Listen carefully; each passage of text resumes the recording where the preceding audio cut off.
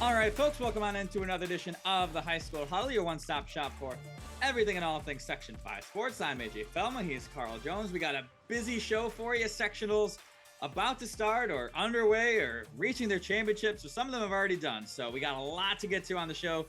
Busy time, as we always like to say. Yeah, I'm loving it. I mean, you see the intensity ramp up a little bit. The parents in the crowd are a little bit more loud and boastful back there. A couple of the games that I've been to, but it's fun, man. I mean, this is what everyone's been working so hard for in the off season and in the summer, and it's all cultivating to who can raise those bricks.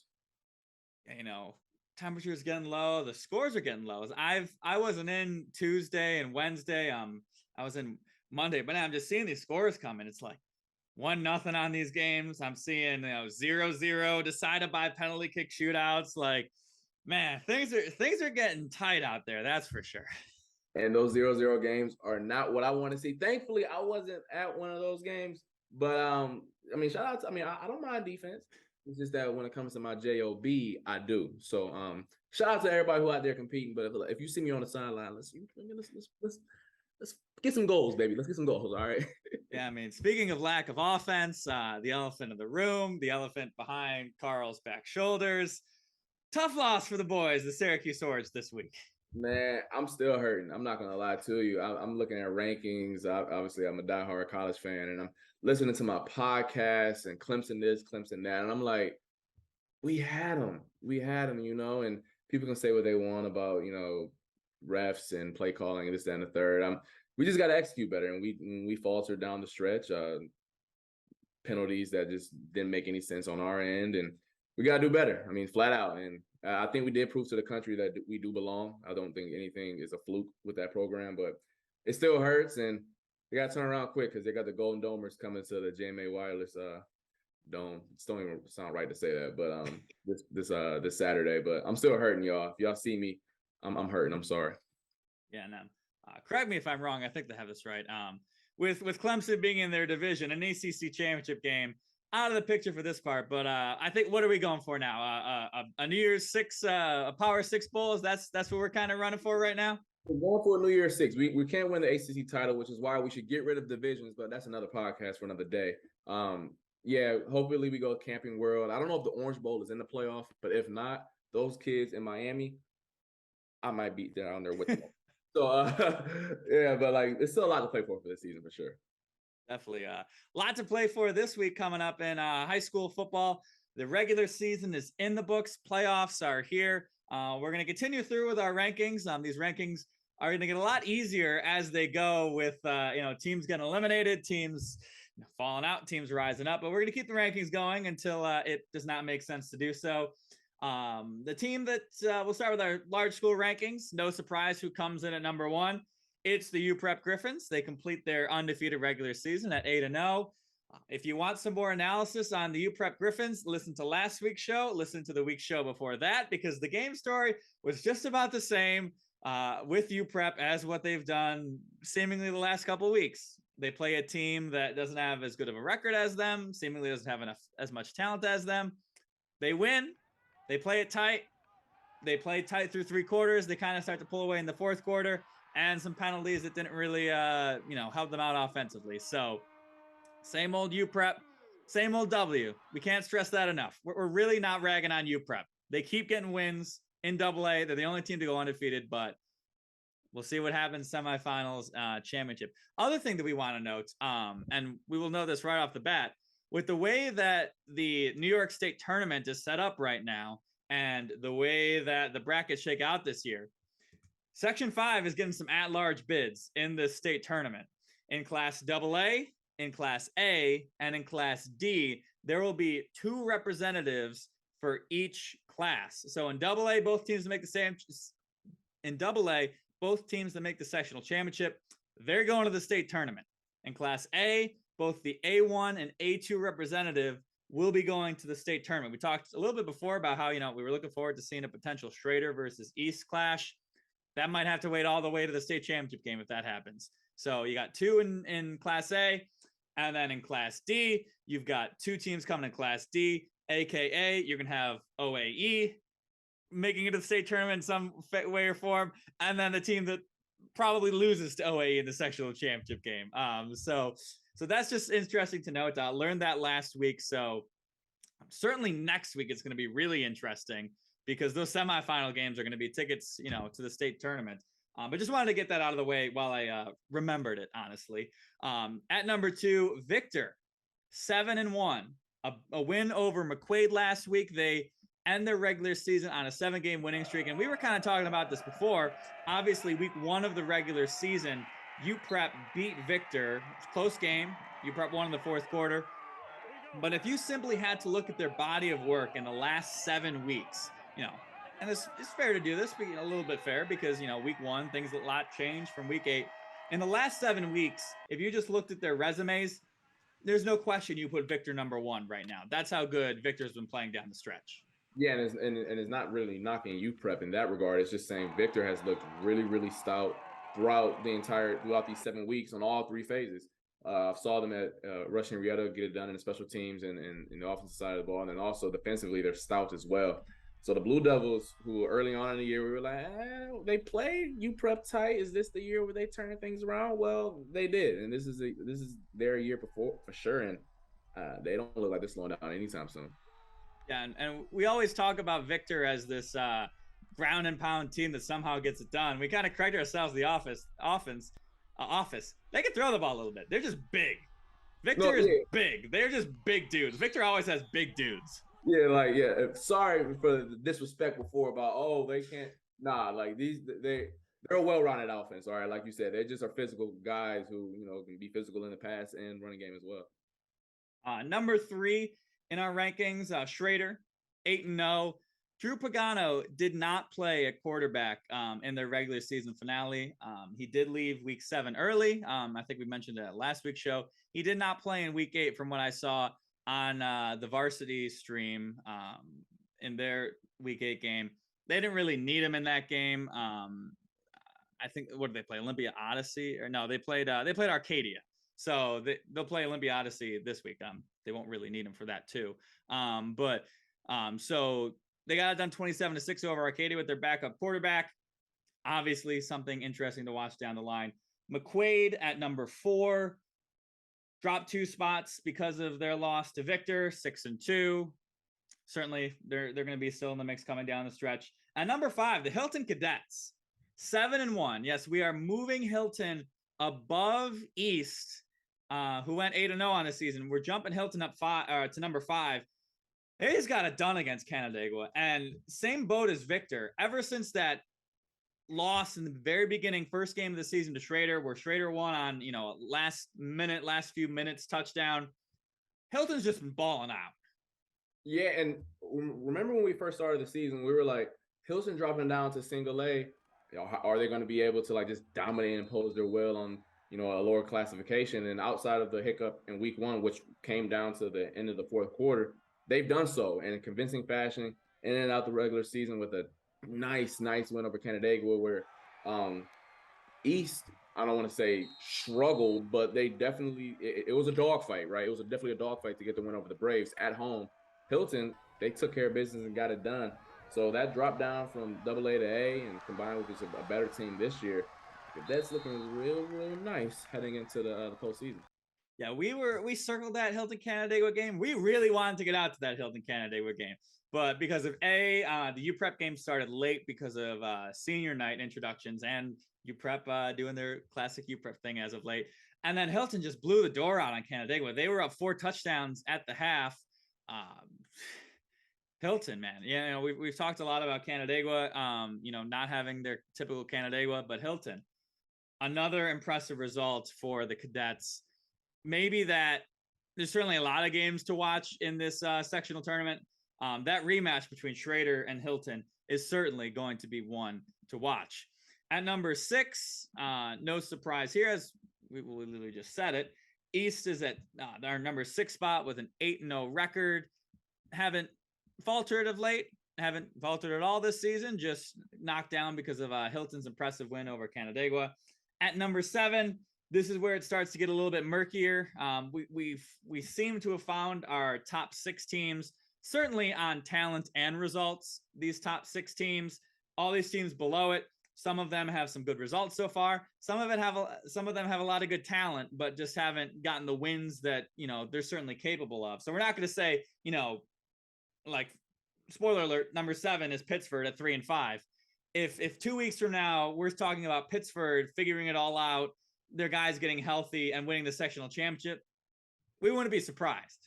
No, I mean, like their quarterback receiver combo, I would probably say off the top of my head is probably the best in Section 5. I mean, maybe the Schrader duo got something to say about that, and they'll use this as motivation. But no, Pittsburgh with their combo, whenever they're clicking and they can, get a couple stops on defense, that's a team who can go toe to toe with just about anybody. Yeah, and Jackson Green, he hasn't played since that Aquinas game. Well, I'm going to correct myself there. He definitely didn't play against UPrep. I don't know what he did against Edison or Pittsburgh, or Edison or Christian Brothers Academy out of Syracuse. The fact that when WSYR sent me highlights from that game, it did not contain any Jackson Green leads me to believe that he did not play in this game. But I do not know that for sure, honestly. So, but if Jackson Green is healthy, certainly that changes things for Pittsburgh. At number 8, Canandaigua at 6-2. Once again, tough loss to Hilton. They're trying to figure out. I wouldn't be surprised if Canandaigua flips the switch, beats East, and makes a little flirty deep run in the state tournament. But certainly for right now, at number 8 at 6-2. At number 9, the Penfield Patriots. The Penfield Patriots at 4-4 on the season. They beat Aquinas in the last week of the regular season. Really a surprising result. You talk about this Penfield program. Last year, they won 1 game. I believe, I'm pretty positive, it's tough looking back this far, but 2 years ago in the spring season, I believe they also won 1 game. And then before that, they were playing an independent schedule just because, they were like, we're going to make our own schedule. We're going to schedule some teams from the Syracuse area, things like that. We're going to get ourselves to feel good about ourselves so we don't, lose to, Aquinas by 1,000 points or whatever. And now Penfield has, certainly if they haven't completed their return, they beat Aquinas. They got 2 late touchdowns, a nice run, a pick 6, and Penfield knocks off Aquinas 4-4, number 19 on the rankings. I saw Penfield earlier on in the year when they traveled to Fairport and shut them out. And we were like, whoa, hold on. Like, timeout. What's going on over here? And they're solid. I mean, they got a bunch of guys who, they can run the ball a little bit. And obviously with their defense as well. They got a pick in that game where I was at as well. And clearly a pick 6 against Aquinas. They're a solid ball club. And it's good to see, we did a couple stories early on in the year where teams were rising back to, a semblance of a normal football program, and Penfield doing the same this year as well. I love that for the kids, man, especially those seniors who were probably on some of the more lean years and get to go out as a winner. Yeah, and Penfield will get Pittsburgh in the first round. That was a game earlier in this regular season where it was a blowout. It was 45-14 in favor of the Panthers, but that was week 2. It's been a long time since then. Penfield seemed to have found something. I don't know if I'm predicting a Penfield upset, but certainly shout out to the Penfield Patriots. And then at number 10, we're going to go with Brighton at 6-2 on the season. They had a nice win against the Rondecoits this past week. Their quarterback, Martinovich, had 3 passing touchdowns, 2 rushing touchdowns. He was doing it all while I was there, giving me some nice highlights, letting me get out of there, which I appreciated that. So Brighton, 6-2, their losses on the season to who you would expect them to lose to. It was Schrader and it was Hilton. None of those games particularly close. They were a little feisty against Hilton. They lost 35-20. That game was certainly no slam dunk, but Hilton was able to grind it out. And, if there's going to be a sleeper in that A1 bracket, it's going to be Brighton, 6-2, coming off of their sectional championship game appearance last year. And then heading over to the small school rankings, no surprise who's at number 1, Batavia, capping off an undefeated regular season. It's funny how, like, back in probably, I don't know, week 2, week 3, we were like, Monroe look athletic. Oh, snap. HFL looking dominant. Oh, and then, lo and behold, Batavia just cruising, trucking on along right the entire way and finishing off their season with an 8-0 record. And then behind them is Monroe at number 2. I saw them this past weekend at their home stadium when they took on Palmac. they're explosive. Their starting quarterback did not play. Don't know what that was about. Don't know if that's going to be a long-term thing. But even without him, they still were able to put up points in bunches. I'm interested if they do meet up with Batavia at a later date, because Batavia has the athletes to, shut down those, not shut them down, but, contain the Red Jackets like they did early on in the regular season. But I wonder in a second matchup, what would happen? Always good to see that. And then number 3, OAE doing OAE type things. I mean, I don't want to look at this week's score because I know it's probably worse than what it was the week before that. But the OAE once again finishing off another undefeated regular season, and then HFL at 4 at a 6-2 record, bouncing back from a couple from back-to-back L's, I believe, right, to Monroe and Batavia. I believe that was back-to-back. Yes, yeah, that was back-to-back. So them getting back on track is good for their psyche. And then that HFL game, shout out to Bob Chavez of the Democratic Chronicle and company. They won their game with their center playing quarterback against Dansville Waco. They beat him 28-7. Carson Joint, their backup or their center, playing at quarterback. Matt Meacham injured. Andrew Wanzenreed apparently can also play some backup quarterback. Both injured. Their JV quarterback, he had played on Monday, so you need enough rest. So they asked the guy, he's like, "Hey, you want to play some quarterback?" He's like, "Sure, let's do it." It's also nice because his brother Reese, I covered him for a couple years. He was their starting quarterback. A fun thing for the center to get to play some quarterback, get a win, last game of your regular season in your senior season. So that's just a fun story that came out of that. I did, reading through the article, he mentioned something like, big bro, I've got a 100% winning percentage as a quarterback. You lost some games. So shout out to Bob Chavez for bringing that story. I wanted to highlight that here. No, that's hilarious. Everyone wants to play quarterback. Come on, like I don't care how much trash they get in the locker room or anything like that. Everyone wants to be the quarterback. Exactly. And in this regular season, my man was able to do that. So shout out to the Cougars in that regard. And then the rest of the way is kind of chalk from what it was last week. We got Leroy with a shutout 21-0 win over Letchworth Warsaw Perry. That's a nice solid win. Letchworth is a solid ball club that you saw earlier on in the year. Attica shutting out Haverling 30-0. ERG won by forfeit. Pena and Dundee with a convincing win, 48-8. They're at number 8. And then at 9, Alexander in Class D trucking along with a 7-0 record. I just want to see them against OAE. Honestly, I just want to see, because obviously OAE is nothing to mess around with, but I want to see how big is the gap. I'm just trying to see, especially if because this actually is a division where 2 representatives go on to the state tournament. So I want to see the Section 5 have 2 state championship quality teams, or is just OAE just on some dynastic generational type run right now?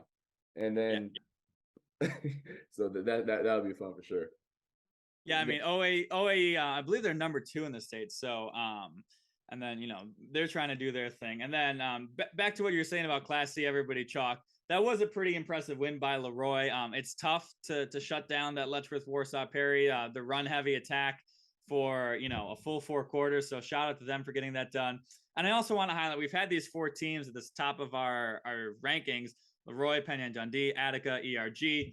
They did all end up in 1 through 4 of the Class C bracket. So things can get a little funny with season schedules, especially in Class C where there's 12 teams and not even everybody just plays Class C teams. So things can get a little weird just based on your schedule and your power rankings, things like that. I was wondering if we were going to see, something screwy happen where one of these teams drops to 5 or 6 or something, and we'd get that matchup in the first round. We didn't get that. So the teams that we think are the 4 best on paper will get the home games in that quarterfinal game to potentially set up a nice Class C Final 4. Man, that's going to be, that Final Four will be nice. Those 4 teams play it like chalk. And to end things off, Canasteo Greenwood, 8-0 regular season. They'll, excuse me, they're obviously the 1 seed in 8-man. Pembroke is number 2 with a 7-1 record. They beat Pembroke 28-14 early on in the season. So if they do end up meeting up in the 8-man championship, will revenge be on the Dragons' minds? Who knows? But Kansas City or Greenwood, impressive regular season, and rewarding them with our 10th spot. Exactly. We're looking forward to those football brackets starting up this weekend.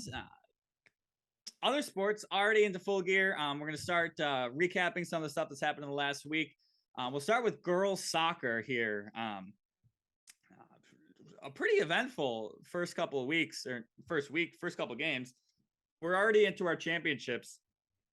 In AA, we had Hilton upsetting number 1 top seeded Penfield by a 1-0 result in a penalty shootout. That was the kind of game that I alluded to. So Hilton grinds that one out. They are going on to the sectional championship game where they will play against Schrader. You talk about Schrader, you talk about Hilton winning their game 0-0. I think the over-under on that game is 0.5. If I had to put my money on that game, it might be a 0-0 penalty kick shootout. So offense is going to be at a premium in that game. That's for sure.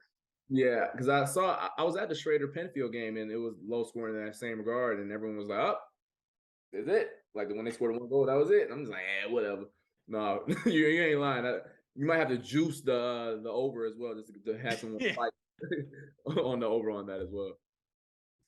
And then, so that is the AA girls soccer. That game will be played at 5:00. And then in the Class A sectional championship game, we talked about Mendon last week as a team that had not lost this season. They cannot say that anymore, as the Churchville Tri Saints defeated them, a 4 seed over the 1 seed. Jenna Northrup, who else for Churchville Tri, with a 1-0 victory over the Vikings, ending their season.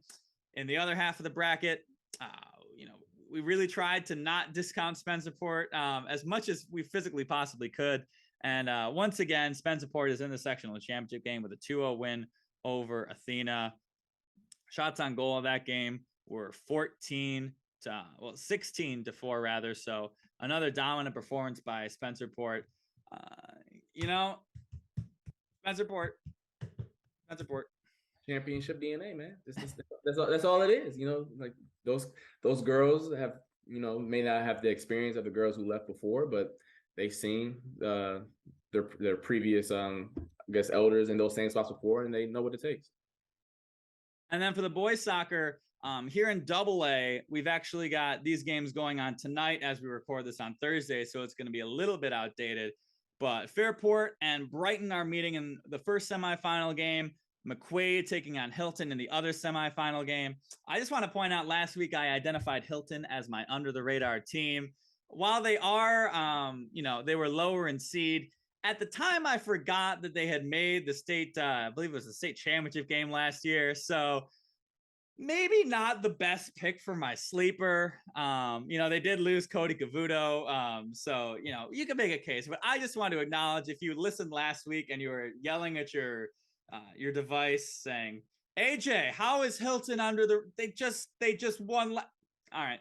I heard you through, somehow I was able to hear you. So that's just all I'm going to say about that. I do remember you saying that. I'm like in the office, not when we were recording. I'm like, yeah, this was the Cody Cavuto show last year. But nonetheless, it's a new season. That's what coaches always tell us, right? It's a new season, new team, right? Well, we apply that same logic with the podcast. Exactly. And then in Class A, we've got our semifinal matchup set. You've got Thomas versus Spencerport, and then you've got Sutherland taking on Athena, who knocked off top dog Wayne. It was a 4-0 result. Carl, you were saying maybe not quite a 4-0 style of game, but Athena got it done when it mattered most. Yeah, in the first half, I'm not too analytical with my soccer terminology, y'all, but I know what my eyes are telling me. Wayne had possession of the ball a little bit more often than Athena did, especially in the first half. But when Athena had their opportunities, they took advantage of it and executed. I had a great crosser into the box that kind of deflected in, and then another opportunity where their forward just took on the Eagles defense 1-on-3 at one point and scored. So the Trojans, took it to Wayne, and regardless of who Wayne played in their regular season, they still went unscathed. So that's nothing to sneeze at, regardless of who you played. And Athena got things done. And I know Wayne, I really wanted to get that matchup with Sutherland when I talked to the kids, but sometimes that's how the cookie crumbles. And Athena, with the composure and the swagger that they were rocking Tuesday night, Sutherland better not overlook them. Yeah, and Athena is a team that in recent history has had some decent soccer success for sure. So, maybe this is another year where Athena can make some noise in the boys soccer bracket. So those are the top brackets. What's been going on? Obviously, there's a lot of brackets. We just simply don't have enough time to get to all of them. But Avon still cooking. Still, they made it to the Class C1 championship game. They're going to take on Williamson, looking for their first sectional title. So, of note, out of the smaller brackets, one thing to keep an eye on going forward. And then for volleyball, we have we started a little bit with the volleyball, like the pre-quarters, the quarters, things like that. But we're gonna start getting into do a little quick preview of the volleyball sectional tournament. We'll start off with the girls' side. I'll start and talk about the favorites here. My favorite, I'm gonna pick two because it's Penfield, it's Fairport. Out of all the sports, all the classes, all of everything, I think this might be the one matchup to watch. It's Penfield versus Fairport. They've been 1 and 2 in the state rankings for most of the season. They played each other 3 times in before this sectional tournament, twice in the quote-unquote regular season. Penfield won 3-1. Fairport ended the season just a week ago with a 3-0 win, Fairport over Penfield. And then they also played in a tournament earlier this year. Fairport got the win 2-0. So you talk about last year, that Penfield Victor Championship game, how it ended up turning out to be the state championship game in all actuality. We could have that same thing shape out in Section 5 this year. Especially because we haven't seen a bunch of girls volleyball this year because of the schedule shakedown. I'm excited to see how this shakes, how it rock out, man, especially those two powers. That game last year was fun. And get something like that again, man, can't wait. You've got Nicole Bell, you've got Anna Gutman for Penfield, you've got Lana Wood, their center for Fairport, Kira Cornman, Avery Harris, Megan Clifford, just some of the top dogs for them this year. That's going to be a really fun game. Good luck to anybody trying to knock them off on the way to that sectional championship game. We wish you our best. Good luck. Good luck. And then you took the favorites. Well, I'll rock with the sleepers. Don't sleep on Mercy. I know the 7-9 record. Like, hold on, like what's going on? But they are the 2 seed, and by and large part because of the record they played in the schedule they played in the regular season. They played a bunch of AA teams because they weren't AA last year. I'm still confused on how they're single A now. But I'm not an athletic director. I'm not in charge of that, so I'm gonna just let that to them. And because of that, they're rewarded with the 2 seed. Played a tough schedule. They actually beat Menden the last game of the regular season, lost to them in 5 sets earlier on in the year. But this is clearly a Mercy team that has the capabilities to take down Sutherland if and when they do meet up. They took Sutherland actually to 5 sets earlier this season. So I don't know. This Mercy squad, Sutherland, they better not think nothing sweet because Mercy, they coming. I will just say that their head coach is CJ Denk, and a big contributor in the girls volleyball community in Western New York. My family, we've talked about my sister before. They know CJ very well. And anytime I go to a Mercy game, I'll send out my sister's Snapchat. We're like, CJ is here. They lose every time I show up. So if you want to talk about the recipe for success for Mercy going on a deep run, I just got to not show up because they never win for me. That is noted. Let's keep that in mind when we put our schedules together. So for the various Pittsburgh teams, anybody, in their bracket, in their regions, if you want to beat Mercy, I'm not saying I can be swayed to go to a game, but I'm not saying I can't be swayed. I'm not saying I'm going to root for your team. I'm just saying I might show up. So that's all I got to say about that. And that's it for the girls. And with the boys, I'm going to go with it's my favorite, Webster. They combined with Thomas and Schrader, 18-1 on the regular season. They actually swept McQuaid, and McQuaid is the 2 seed. McQuaid's dominant in their own right. I saw Webster this year against Russian Henrietta, and they got I forget their names off the top of my head, but they got 2 outside hitters. Look, it looked like it hurt. All right, I'm gonna just say that. And my girlfriend played volleyball at Syracuse, and I've seen a lot of heavy hitters. Webster got a couple of those. All right, so I'm praying for y'all liberos out there when y'all going up against Webster. Make sure y'all keep y'all face out the way. Make sure y'all technique is good, because if you miss, you might end up with, a little bit of a red spot on the side of your face. No, that Webster team is good so far this season. They have kind of struggled a little bit down the stretch. Like you said, they have those really nice wins over McQuaid, but maybe not the dominant end to the season. They did, I think they lost one of the last games. Do you have that team that they lost to off the top of your notes here? Fairport. Fairport, yeah. Another one of those big dogs in boys volleyball. So certainly not indestructible, but certainly the favorite, no doubt about that. My sleeper team, I'm going to go kind of way down in the bracket at a 6-12 Rush Henrietta team, who is the number 7 seed. They're facing Pittsford tonight. So by the time you hear this, I could be aggressively wrong about me highlighting this team. But a couple of reasons why I want to highlight them as a team that maybe could make some noise. They would have to win probably 3 really tough games to win a sectional title. So that might be asking a little bit too much. But they've improved as the season's gone along. They just played Webster fairly recently. They lost in 5 sets, and that 5th set was a 15-13 loss.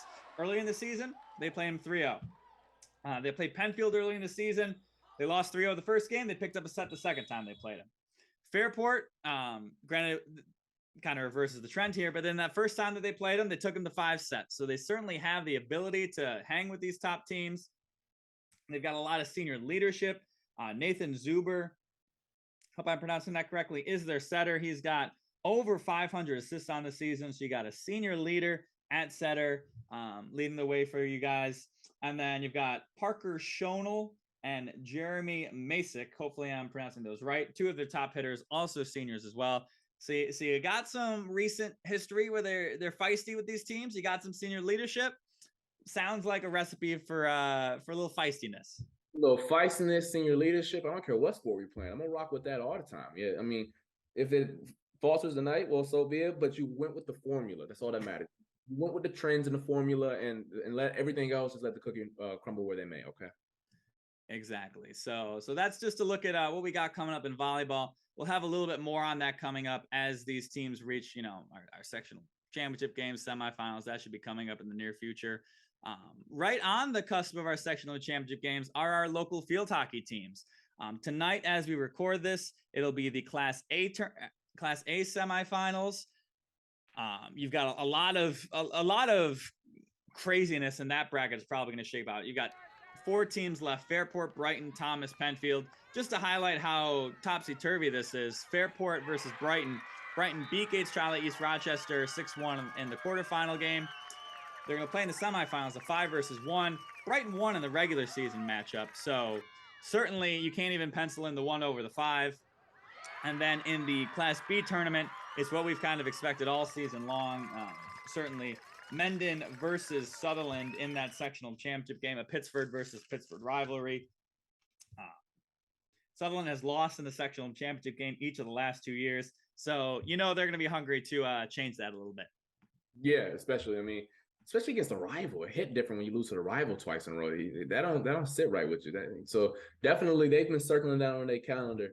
They're circling that back in June when they was working out. It was Mendon last year. It was East Rochester the year prior. So last year it was the rivalry matchup there. But round 2, we'll see how we can get that done. And then finally, before we get going here, just want to quickly highlight 2 of our football games we've got coming up this weekend. Not a ton in terms of, our quarterfinal games. We expect a lot of chalk to happen. But Carl, one game that you've got your eyes on as an interesting matchup in this sectional quarterfinal round? It'll be a 4-5 matchup between Brockport and Irondequoit. I saw Brockport last week against Spencerport. Game for the ages. Got there at halftime. Brockport was down 7. Ended up coming all the way back, storming back to winning a back and forth matchup. They went for 2 at the end. Landon Scott, I believe our player of the week. Yes, he was. Man, he did his thing, man. Shout out to Landon Scott, man. Hell of a ball player. Shout out to him.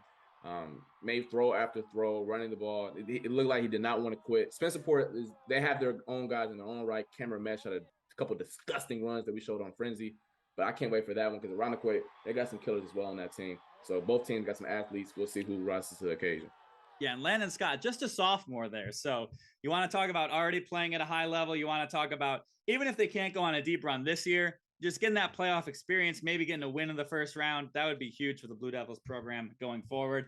And then I'm going to highlight UPrep versus Fairport. These teams played in week 7. I believe it was week 7. Fairport leading going in the fourth quarter. UPrep needing a late touchdown to get that win. So you talk a lot about UPrep. Fairport, they played their best game of the season in that day. Maybe they have the matchup to, if UPrep's going to keep playing around, eventually, you can only flirt with a loss so far before it happens. So maybe a time where UPrep shuts us up and blows out their opponent. But we will see. That's why they play the games. So that'll do it for us on the High School Huddle podcast. Thank you so much for listening. Thank you for watching, subscribing if you do so. You can find us on Spotify, Apple Podcasts, RochesterFirst.com, YouTube. It's going to be a wild ride down the stretch. We got things heating up. By the time we get to it next week, we're going to start having some state results on our deck. We're going to have, semifinals. We're going to have some bursts to these football. We talk about 2 teams going. So thank you once again for listening. For Carl Jones, I'm AJ Feldman. It is now time to break the huddle. Enjoy the rest of your weekend. We will see you next time.